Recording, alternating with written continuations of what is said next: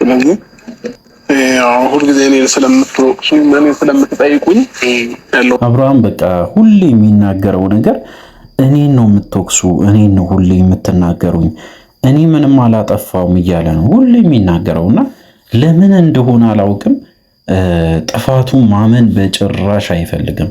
በጭራሽ ማለት ነው። በቃ ምንም አይነት ጸጸትም አይሰማውም። ብዙ ጊዜ አይቻለው አብርሃም ጸጸት እንኳን ቢሰማ ይቅርታ እንኳን ለማለት ብትሞክር ብዙ ነገሮችን ማስተካከል እንደሚቻል ያው ሁላችንም ምናውቀው ጉዳይ ነው። ይሄን ነው ሁሌ የምነግርህ። እባክህን አብርሃም አንተን የምታበላሸው ሌላ ሰው አይደለም። የራስን ህይወት የምታበላሸው ራስህ ነው። እዚህ ጋር ወንድም መጥቶ በተለይ ወንድሙ እንግዲህ ባለትዳር ነው፣ የልጅ አባት ነው፣ ብዙ ነገሮችን ያውቃል፣ ብዙ ነገሮችን አሳልፏል በትዳር አንተን ሲመክርህ ምክሩን መስማት ብቻ ሳይሆን መተግበርም ጭምር አለብህ ብዬ ነው የማስበው። እኔ ብቻ ነኝ ጥፋተኛ እንደዛ ነው የሚሰማኝ ምናምን ብለህ የምትናገረው ነገር ሰውን ለማሳዘን እስካልሆነ ድረስ እንጂ ያደረግከውን ነገር እኮ እኛ መቼም አንረሳም። ትክክለኛ ጥፋት እንዳለብህ ሁላችንም እናውቃለን። መለሳለች አንተም ደግሞ ጥፋት ካለብህ እዚህ ቦታ ላይ ስህተት አለ ማለት ነው፣ እዚህ ቦታ ላይ አጥፍቻለሁ ማለት ነው ብላችሁ የሆነ ትግባባላችሁ ማለት ነው። እንግዲህ ያው ወንድሙ በጣም እየለፋ ነው። እውነት ለመናገር አብርሃም እዚህ ጋር ጥፋት አለብኝ እዚህ ጋር አጥፍቻለሁ ብለህ ይቅርታ ጠይቀ ወደ ራስ ህይወት ብትመለስ ኖርማል ነው እያለው ነው። እሱ ብቻ አይደለም እንግዲህ ሩታ ትታው ሄደችበት ምክንያትም ይኖራታል።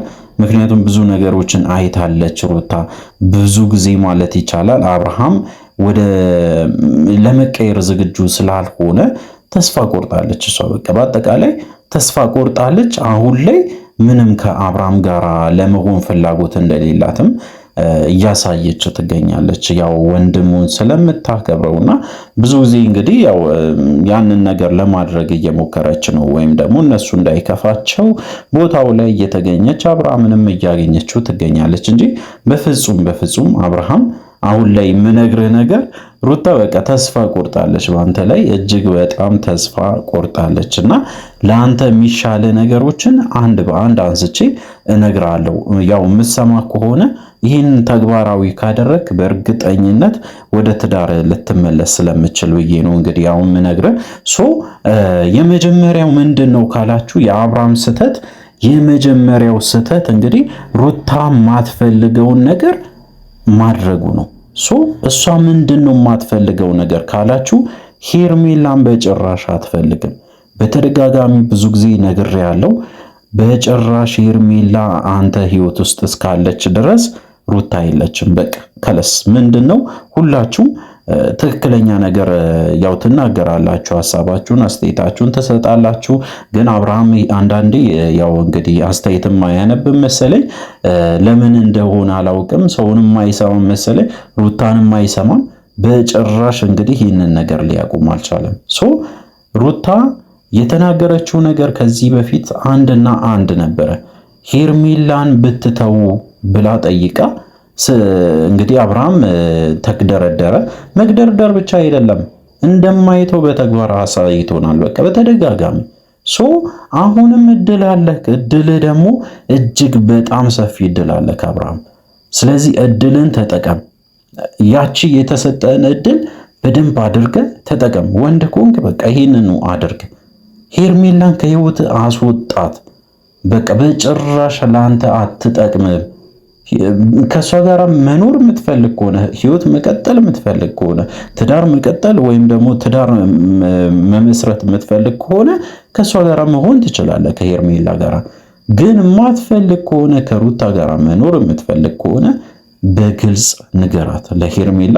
በቪዲዮ ሁላችንም እየተመለከት ሄርሜላ ከአንቺ ጋር ያለን ግንኙነት ከአሁን በኋላ እንዲያበቃለት ፈልጋለሁ እንዲያበቃለት ፈልጋለሁ ብቻ ሳይሆን እንግዲህ በተግባር ደግሞ ታሳየናለህ።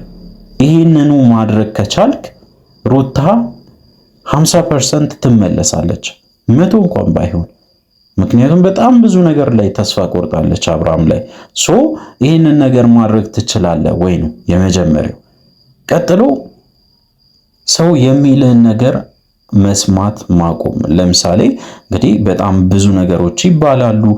ሩታ እንደዚህ ናት፣ ሩታ እንደዚህ እያደረገች ነው ምናምን የሚለውን ነገር ትተህ ከሩታ አንደበት የሚወጣውን ብቻ ብትሰማ የተሻለ ነው።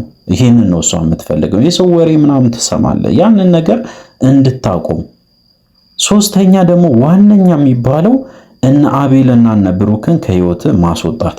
ምክንያቱም እነሱ ከዚህ በፊት በጣም ብዙ ጊዜ ተራምዷል። እጅግ በጣም ብዙ ጊዜ ማለት ይቻላል አንተን ሊጎዱ ነው የሞከሩት። ወይም ደግሞ አብርሃምና ሩታ እንዲለያዩ ከፍተኛ ጥረት ሲያደርጉ ከነበሩ ሰዎች መሃል አቤልና ብሩክ አንደኛዎች ነበሩ።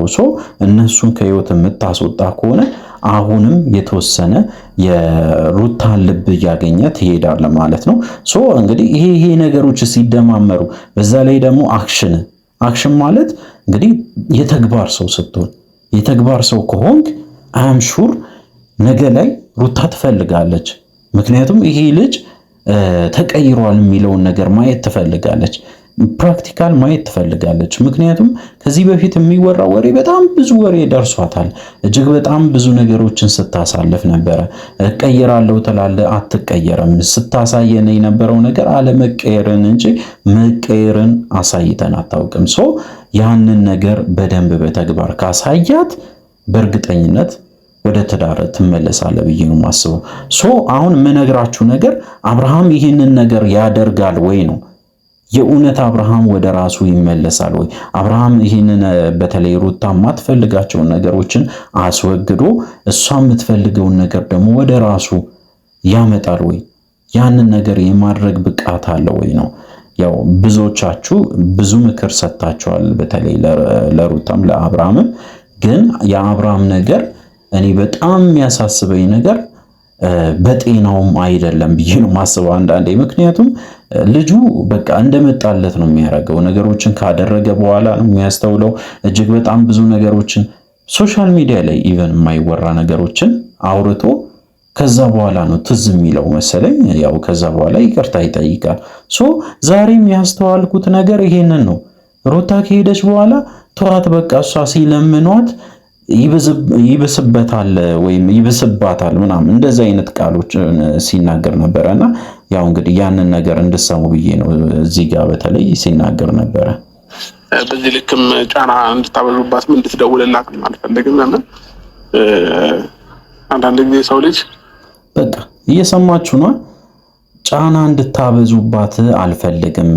ምክንያቱ ደግሞ ያው እንግዲህ ስትለመን እንትን ይላል አይነት እንትን ትላለች አይነት ነገር ነው። ቀጥልና ይሄን ነው ለምችለው ማለት ያው ቀደም እንግዲህ አብርሃም በምን አንግል እንደተረዳ ተመልከቱ። እጅግ በጣም ያሳዝናል። ምን ስለምትጠይቁኝ ያለው ምን እናንተ ደግሞ በዚህ ልክ በለመናችኋት በጣም እንትን ባላችኋት ቁጥር ልጅቷ እየባሰበት ነው የሚመጣው። በቃ እና በቂ ነው። አብርሃም የምታጠፋው ጥፋት እንዳይመስል። አሁን እቺ ቃል ለሩታ እጅግ በጣም ያናዳት። በተለይ እንዴት ነው የሚገምተኝ፣ እንዴት ነው የሚያስበው የሚለውን ሀሳብ ነው ጭንቅላቷ ላይ የሚመጣ።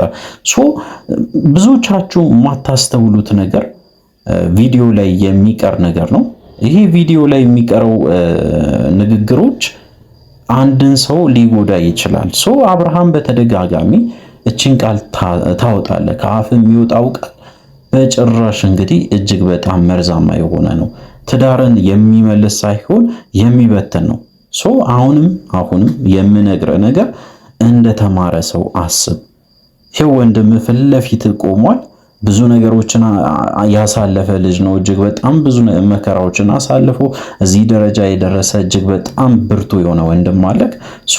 እሱን አትሊስት የእሱን ህይወት እንኳን ብትከተል የራስን ህይወት ልታስተካከል ትችላለህ ብዬ ነው ማሰበው። እንግዲህ አዳዲስ ነገሮች ይኖራሉ። አብርሃም ያደረጋቸው ነገሮች እጅግ በጣም ከባድ ናቸው። ሩታ ይቅር ብላ ሁሉም ነገሮች ተስተካክሎ በተለይ አንተም ትክክለኛ መንገድ ውስጥ ከገባ ሁላችንም ደስ የሚለን ነገር ነው። እንግዲህ አዳዲስ ነገሮች ደግሞ ሲኖሩ ለእናንተ ለማድረስ ሞክራለሁ። ስለዚህ እንግዲህ ለዚህ ቻናል አዲስ ከሆናችሁ ከወዲሁ ሰብስክራይብ አድርጉ። አዳዲስ ነገሮችም እንለቃለን። ስለዚህ እንግዲህ ሰብስክራይብ ማድረግ እንዳይረሳ። በቀጣይ ቪዲዮ እስከምንገናኝ ድረስ በያላችሁበት ጤናና ሰላም ይሁንላችሁ።